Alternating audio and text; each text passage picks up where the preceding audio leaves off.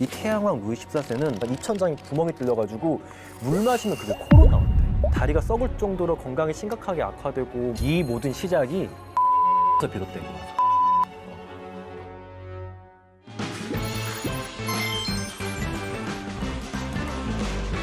내가 오늘 또 진짜 재밌는 이야기 하나 해줄까? 오늘 도야?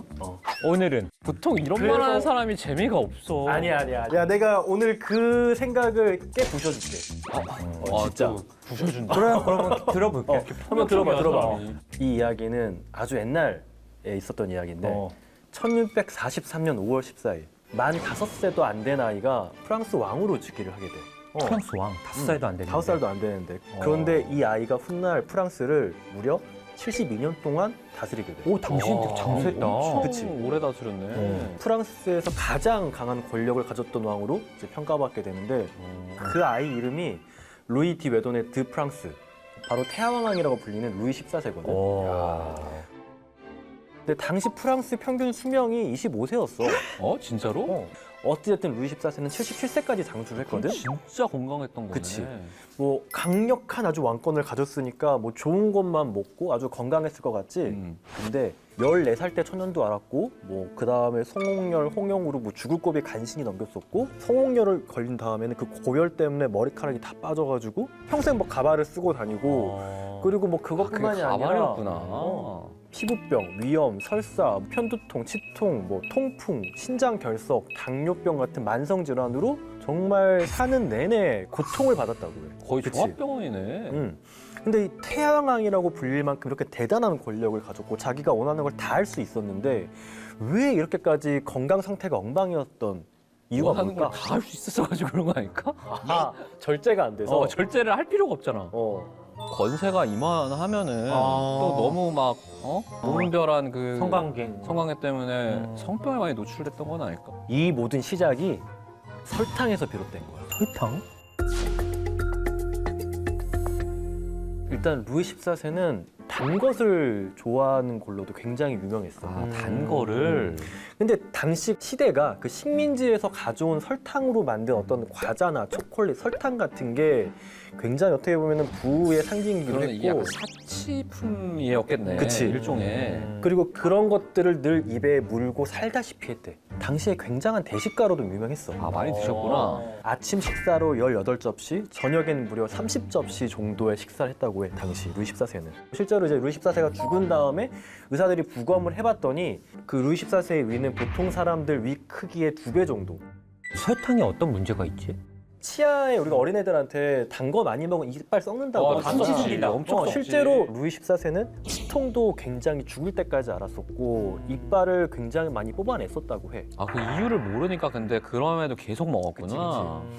그래서 당시에는 루이 14세가 뭐 이빨이 너무 썩어가지고 치통을 자꾸 호소하니까 주치의였던 사람이 해결책을 내놓는데 그게 뭐였는지 알아?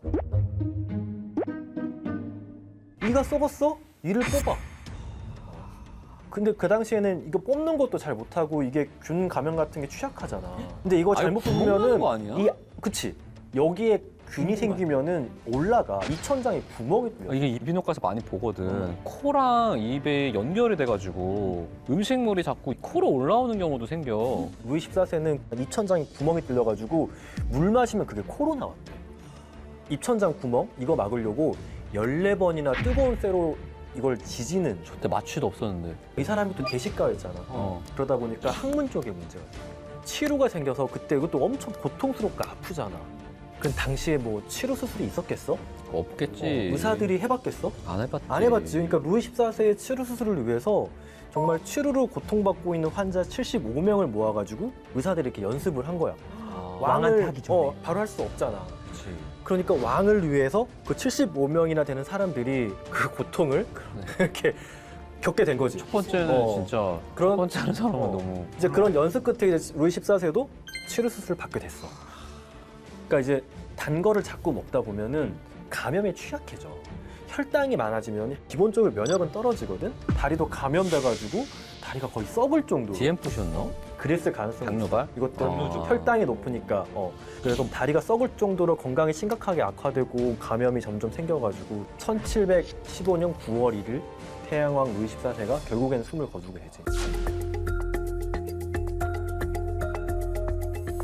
당은 적당히 있으면 이건 우리한테 좋아. 어. 근데 이게 자동차에 넣는 기름 같은 거여가지고 우리 혈관에 기름은 잔뜩 넣어놨는데 우리가 이걸 안 써. 그리고 기름 이 혈당 수치가 너무 높게 돼.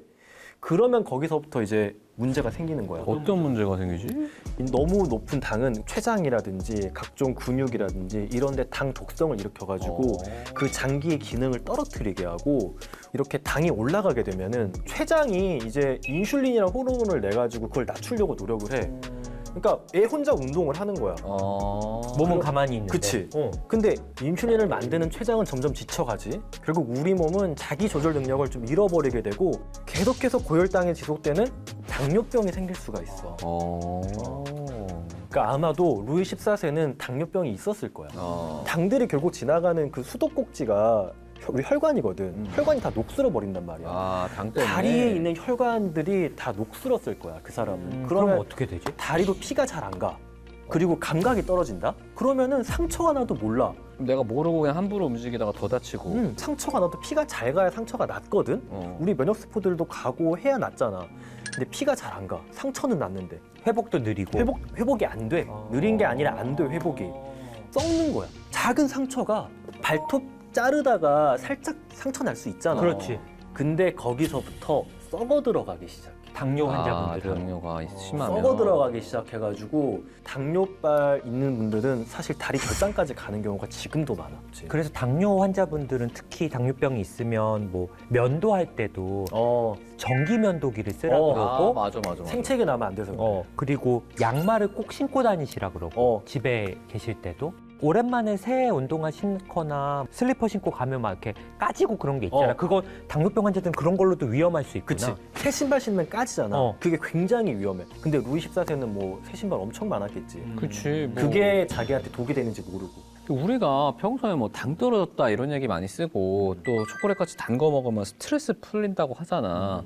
이런 이유가 있나? 그러니까 우리가 일단 그 스트레스를 받으면 안 돼. 스트레스를 그치, 스트레스는. 스트레스를 일단 우리가 받잖아? 그럼 우리는 그 스트레스를 이겨내기 위한 호르몬이 나와. 뭐지? 그게 코티졸이라는 호르몬인데 이게 안 나오면 안 돼. 이게 안 나오면은 그 스트레스를 우리가 못 이기고 정말 쓰러져 버려. 그런데 우리가 좀 응급 상황이잖아. 응급 상황이면은 가장 우리 몸에서 바로 쓸 수 있는 에너지. 그게 포도당이야. 당이구나 그게. 당이야, 당. 당을 올리기 위해서 우리 몸이 작용을 해. 그러면서 단 걸 땡기게 해. 실제 우리가 또 단 걸 또 먹잖아? 그럼 우리 뇌에서도 거기에 대한 또 보상을 해줘. 너 잘했어라고. 세로토닌과 도파민 호르몬들이 다 나와. 기분 좋게 탁. 안정감도 느껴지고 기분도 좋아져. 근데 다이어트 할 때도 단 걸 먹으면 실패한다. 근데 그건 어떤 원리지? 일단 기본적으로 우리가 배고픔을 느끼는 거는 두 가지가 있는데 혈당이 떨어지거나 위가 비었거나 근데 아주 단 거, 설탕 같은 거, 액상과당, 주스 같은 거 먹잖아? 혈당이 확 올라갔다 확 떨어져. 공복감을 느껴. 사실 나는 위는 비어있지 않은데. 배고플 때가 아닌데 배고프다고 느끼고 이게 당이 일단 들어오면은 우리 몸에서 인슐린이라는 호르몬이 이 혈당을 떨어뜨리기 위해서 엄청나게 나오는. 근데 이 인슐린이라는 호르몬은 사실 우리 몸에 음식을 저장하라는 시그널을 굉장히 강하게 보내고 우리 몸에 있는 지방을 분해하지 말라는 신호를 보내. 살은 안 빠지게 하면서 네가 먹었던 그 모든 것들이 우리 몸으로 일단 저장하라는 시그널을 굉장히 강력하게 보내. 그래서 살은 찌고 다시 가짜 배고픔을 느끼고 이게 반복되는 거야. 이런 당 섭취가 노화의 원인이 되기도 한다는데. 노화랑 관련이 있다고? 굉장히 관련이 높아. 굉장히. 그러니까 우리 설탕물 보면은 좀 어때? 끈적끈적하잖아. 엄청 끈끈하지 당이. 이 당이라는 거는 기본적으로 너무 높은 농도로 있으면 달라붙는단 말이야. 그래서 거기서 염증 반응을 일으키고 활성산소 만들고 단백질을 변형시켜 버려. 이 혈관들을 타고 우리 이 당이 안 가는 곳이 없잖아. 우리 피부, 다 가겠지, 뭐. 모든 골격계, 두피, 뭐 헤어 이런 데 다 가는데 가서 전부 다 이 당들이 너무 고농도로 있으면은 우리 체내에 있는 단백질의 기능들을 저하시켜. 그래서 이게 노화의 원인이 되는 거야. 그렇겠네. 안 가는 데가 없는데 전체적으로 다 손상을 입히니까. 그치. 그러면 무설탕 제품을 먹으면 뭐 노화라던가 음. 다이어트라던가 이런 부분에 좀 도움이 많이 되겠네 그러면? 근데 이것도 좀 잘 봐야 되는 게 무설탕 제품이라고 나오는 것 중에 액상과당이 들어있는 것도 있고 인공감미료가 들어있는 것도 있어. 나 액상과당은 애기들 음료수 이런 거에서 본 것 엄청 같은데. 들어있는 것 같은데. 그러니까 액상과당이 뭐냐면은 이거는 그냥 인공적으로 만든 과당이야. 포도당을 효소 처리해가지고 이제 과당으로 전환한 건데 옥수수 시럽이라고도 해. 근데 결국엔 이것도 혈당을 올려. 그리고 굉장히 빠르게 올려.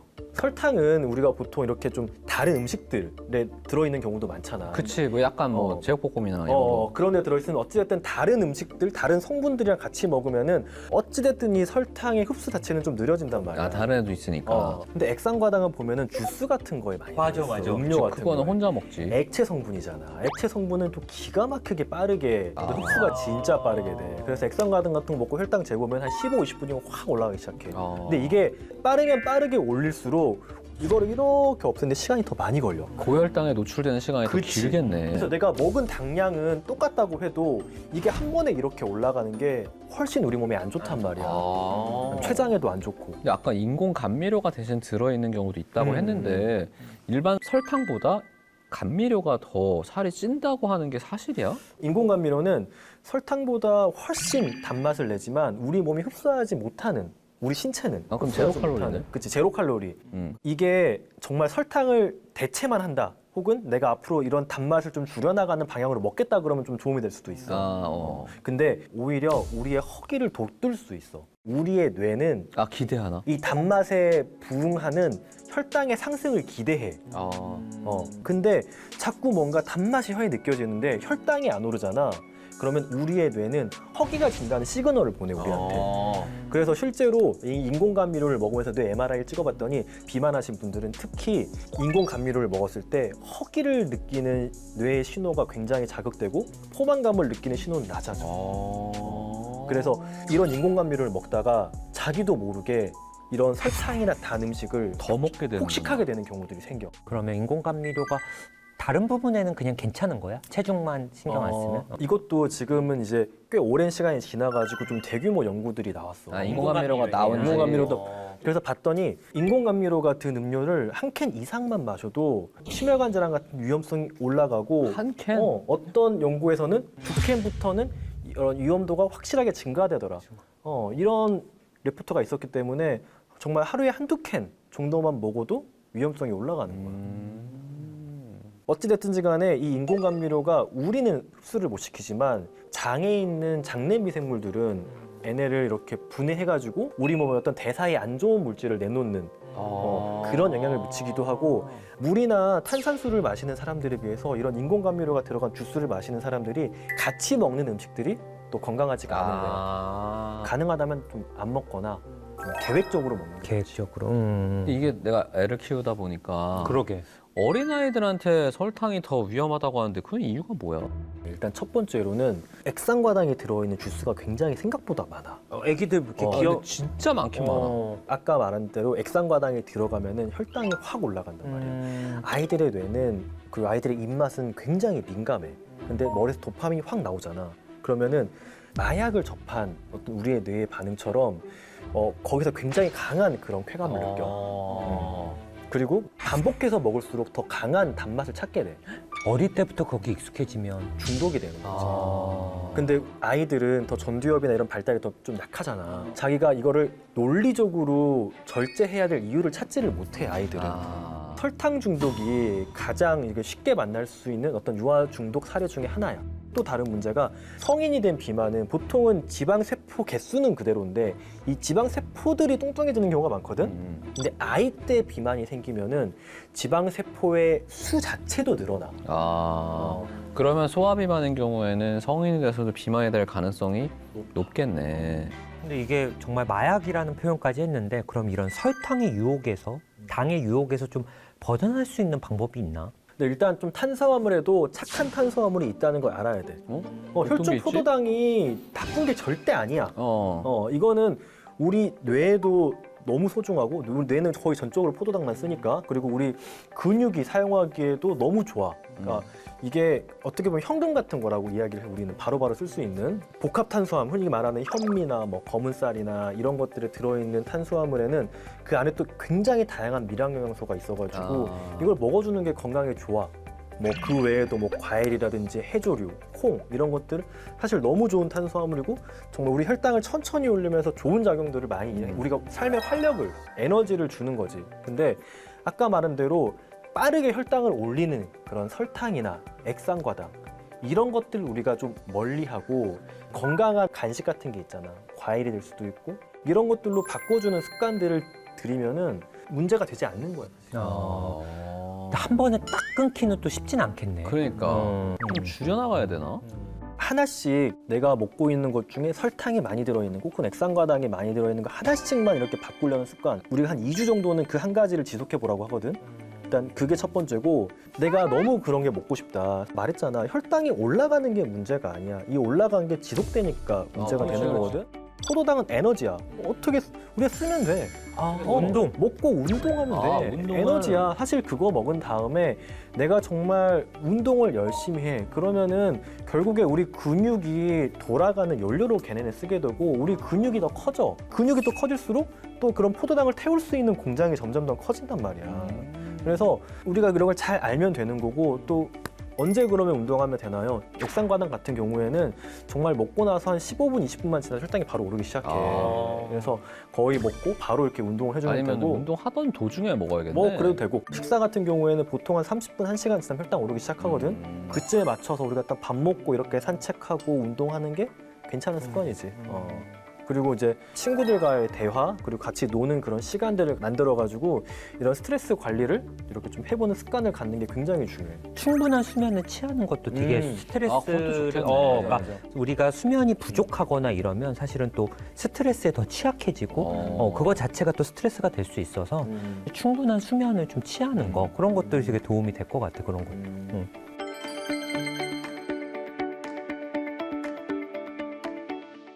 네, 오늘 내용도 재밌으셨나요? 더 좋은 의학 정보를 원하신다면 구독과 좋아요 꼭 눌러주시고요. 궁금한 건 댓글 남겨주세요. 지금까지 우리는 닥터 프렌즈였습니다. 설탕은 버리고 닥터 프렌즈는 절대 버리지 말아주세요. 제가 치과 의사 생활을 20여 년 같이 이렇게 하면서 좀 느끼는 게 우리가 위가 안 좋거나 간이 안 좋으신 분들 같은 경우에는 정기적으로 내과를 가시면서 제가 간이 안 좋아요, 위가 안 좋아요 검진을 하세요. 아무리 본인이 잘해도 어쩔 수 없이 충치가 생기는 부분들이 생길 수가 있고 또는 선천적으로 치아가 약한 분들도 분명히 있습니다. 이가 안 좋거나 잇몸이 안 좋으신 분들은 정기적으로 치과를 가셔서 이나 잇몸을 관리하시는 게 좀 필수적인 부분들입니다.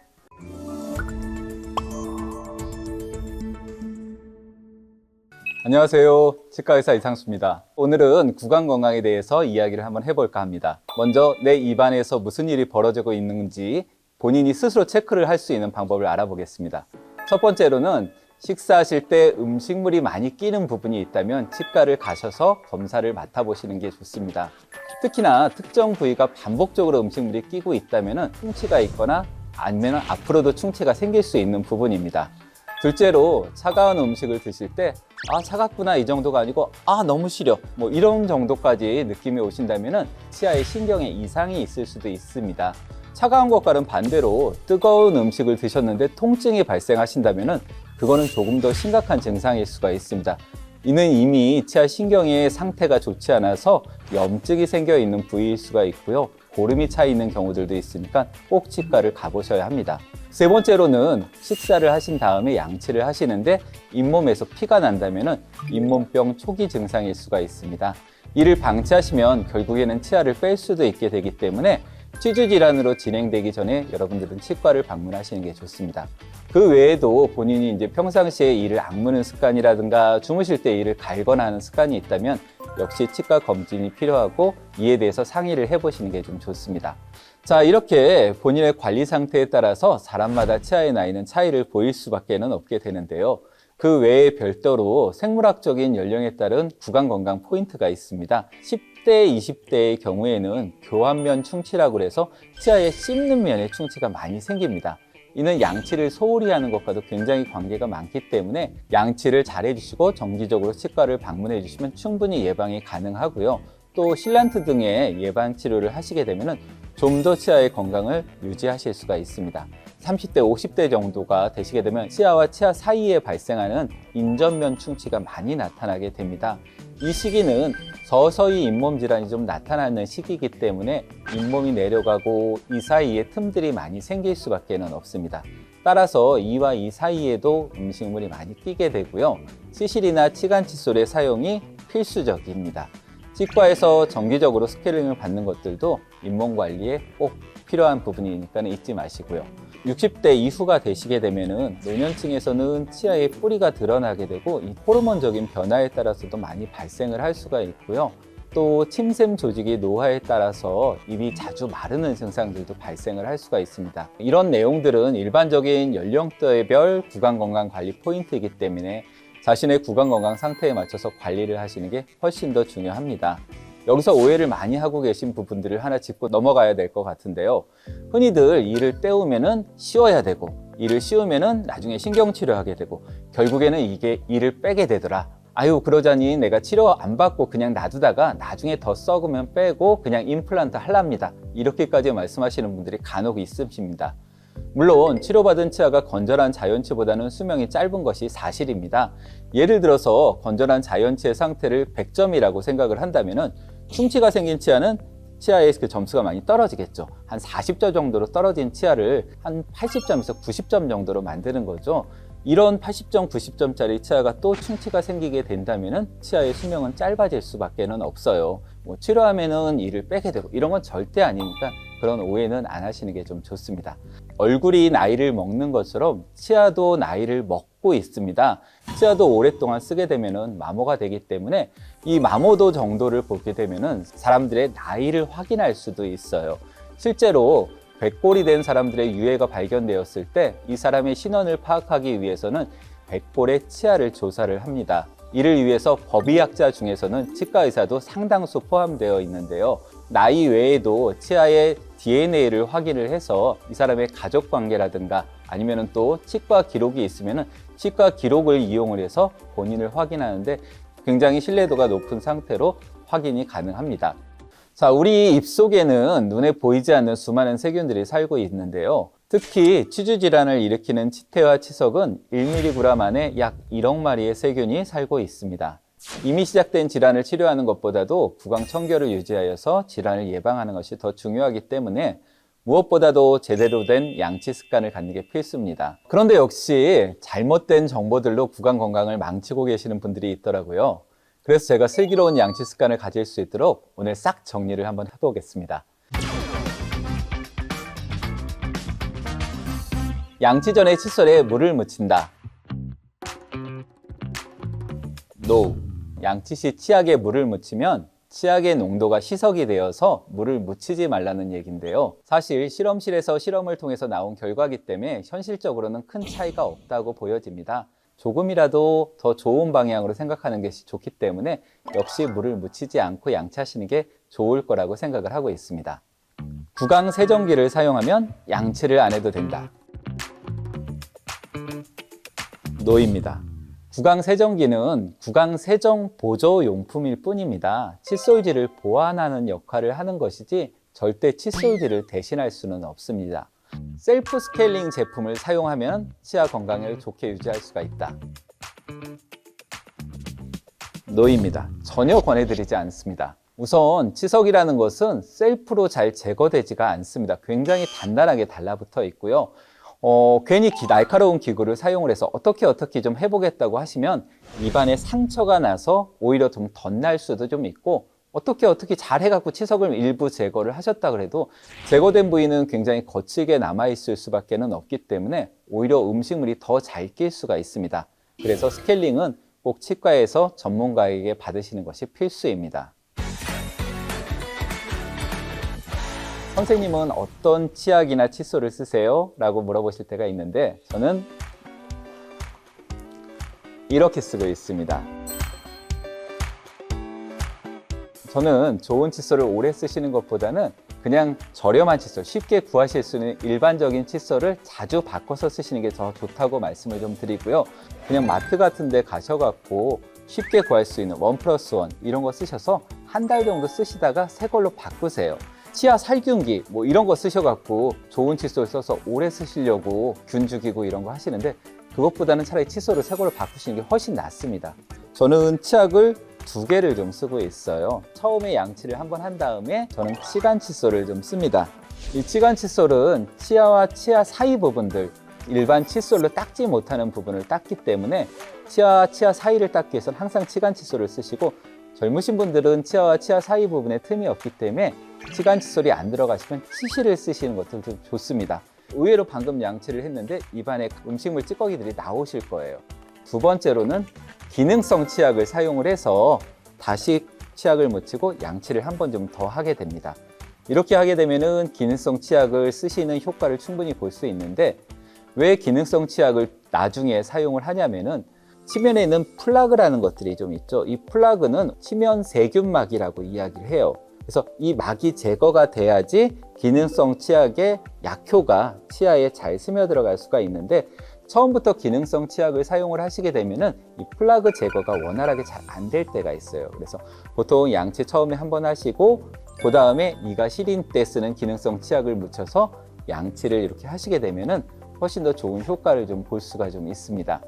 치아도 깨끗하게 하기 위해서 마모제가 어느 정도 좀 들어있는데, 이 마모제는 각 나라별로 약간씩 함량이 틀립니다. 우리나라 분들 같은 경우에는 이를 좀 세게 닦는 것들을 좀 좋아하시죠. 그러다 보니까는 이를 세게 닦는데 마모제가 너무 강하면 안 되니까 우리나라 치약은 마모제를 조금 낮춰놨어요. 근데 외국 사람들 같은 경우에는 이를 우리나라 같이 빡빡 닦지 않고 약간 좀 설렁설렁 닦는 그런 것들이 있기 때문에 마모제 성분이 좀 높습니다. 그래서 강한 마모제가 들어있는 치약을 우리나라 분들이 세게 빡빡빡 닦으시면은 치아가 닳아버리는 경우들이 종종 있습니다. 그런 부분들은 조금 좀 조심하시는 게 좀 좋습니다. 기능적인 부분들에서 제가 추천을 하고 있는 치약은 불소 치약입니다. 요 근래 1500ppm짜리 치약들이 이제 식약청 허가를 맡아서 나오고 있습니다. 일반 마트에서는 아직까지는 조금 구입하기 힘들어서 여러분들이 인터넷 같은 데 검색을 해서 주문을 하시게 되면 쉽게 구입을 하실 수가 있고요. 충치 예방 효과도 굉장히 좋고, 또 초기 충치를 회복시킬 수 있는 성분들이 좀 포함이 되어 있어서 어린 학생들 또는 충치가 잘 생기는 분들, 이런 분들은 사용을 하시는 게 좋습니다. 사실 충치균도 치아를 파먹고 사는 게 아니고 우리처럼 당분을 먹고 삽니다. 문제는 이 충치균들이 포도당을 배사를 하고 산을 배출을 하게 됩니다. 이런 충치균들은 산을 배설을 하게 되고, 이 산이 치아에 닿게 되면은 치아에서 칼슘을 빼버립니다. 이 칼슘이 녹아내리면서 치아의 구조가 무너지면서 치아가 이제 썩어 들어가는 건데, 이때 녹아버린 칼슘의 빈자리를 불소가 대신 들어갈 수가 있어요. 그러면은 치아가 오히려 칼슘이 있을 때보다 더 단단해집니다. 그래서 초기 충치를 회복시킬 수 있는 효과가 있어요. 이왕이면은 불소 성분이 고농도로 포함이 되어 있는 치약이 그 효과가 더 높을 수가 있기 때문에 1500ppm짜리 불소 치약을 충치가 많거나 충치 예방을 원하시는 경우에는 사용하시면 아주 좋습니다. 추가로 말씀을 좀 드리면은 칫솔이나 치약 외에도 구강 건강을 위해서 쓸 수 있는 좋은 것들이 있냐라고 많이 물어보시는데, 치간 칫솔은 여러분 보시면 아시겠지만 애기들 꼭 젖병 브러시 조그만 것처럼 생겼죠. 그래서 이 솔이 들어가면서 주위를 다 닦아줄 수가 있거든요. 많이 치간 칫솔의 중요성을 강조하는 치의학자들 같은 경우에는 치간 칫솔이 들어가면 무조건 써라라고 얘기를 해요. 10대든 20대든 치간 칫솔이 안 들어가면 못 쓰지만 치간 칫솔이 들어가면 치간 칫솔을 쓰라고 얘기하시는 분들도 좀 있습니다. 치간 칫솔 계속 쓰면 이 사이가 벌어지거나 잇몸이 상하지 않나요? 라고 물어보시는 분들이 많습니다. 절대 그렇지 않습니다. 치아와 치아 사이를 잘 닦아두면은 잇몸의 붓기가 빠집니다. 그래서 잇몸 사이의 공간이 오히려 잇몸의 붓기가 빠지니까 더 커지는 것처럼 느낄 수 있는데, 이는 잇몸이 잇몸뼈에 착 달라붙는 현상입니다. 안정이 되는 상태고요. 이렇게 안정이 되게 되면 오히려 공간이 좀 더 커지기 때문에 오해하시는 경우가 있어서 그렇고, 사실 저는 치간 칫솔을 사용한 지가 거의 20-30년 정도 좀 됐는데 그게 그렇게 나쁜 거면 제가 쓰지를 않겠죠. 걱정 안 하셔도 괜찮습니다.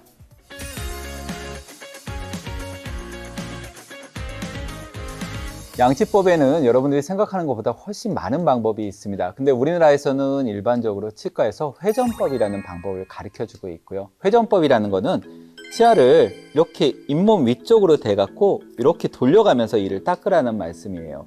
다만 이게 이제 조금 힘든 게 손목을 돌리면서 하니까는 이게 손목이 좀 쥐가 난다라고 얘기하시는 분들도 좀 있어서 저는 그냥 좌우로 닦을래요. 우리 TV 보면은 제일 많이 나오는 게 이렇게 닦는 거잖아요. 어렸을 때도 치카치카라고 배우는 게 이거를 좌우로 닦는다 해서 횡적으로 닦는다 해서 횡마법이라고 이야기를 하는데 이 치아 뿌리 부분 쪽이 마모가 되기 때문에 이 방법은 절대 안 돼요. 나쁜 방법이에요. 이렇게 얘기를 하시는 경우도 있는데 뭐 그렇게까지 나쁜 방법은 아닙니다.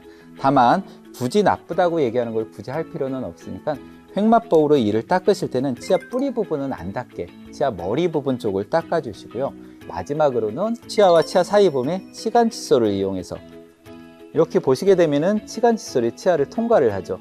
칫솔로 아무리 잘 닦으셔도 이렇게 이와 이 사이 부분은 닦을 수가 없기 때문에 치실이나 치간 칫솔을 쓰시는 것은 꼭 필수라고 말씀을 드리고 싶습니다.